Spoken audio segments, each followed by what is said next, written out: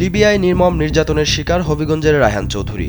মুক্তিপণের দাবিতে কেটে ফেলা হয় হাতের আঙুল, যা ভিডিও কলে পরিবারকে দেখানো হয়। প্রায় ২৮ লাখ টাকা দেওয়ার পরও মুক্তি দেওয়া হয়নি তাকে। পুনরায় আরও ২৫ লাখ টাকা দাবি করা হয়। হবিগঞ্জের নবীগঞ্জ উপজেলার বাসিন্দা রায়হান চৌধুরী পূর্ব পরিচয়ের সূত্র ধরে স্থানীয় দালাল নজরুল ইসলাম ফ্রি ভিসায় ইতালি পাঠানোর আশ্বাস দেন। এরপরও ভিসার কথা বলে ১২ লাখ টাকা নিয়ে প্রথমে সৌদি আরব, সেখান থেকে মিশর হয়ে লিবিয়ায় নেওয়া হয় রায়হানকে। ইতালি পাঠানোর পরিবর্তে সেখানে তাকে জিম্মি করা হয়। গেল ৪২ দিন ধরে তার কোনো খোঁজ পায়নি পরিবার। এ ঘটনায় মামলা করেন রায়হানের বাবা আবু তাহের চৌধুরী।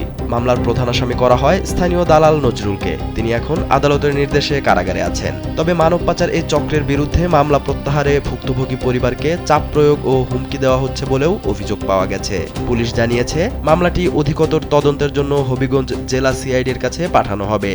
লিবিয়া নেওয়া হয়েছে, আমারও পরামর্শ দিয়ে আমার বাচ্চারেও পরামর্শ দিছে, দিয়া এখানেও যাওয়ার পরে টাকা নিচে ২৭ লাখ টাকার মতন নিচে পয়লা।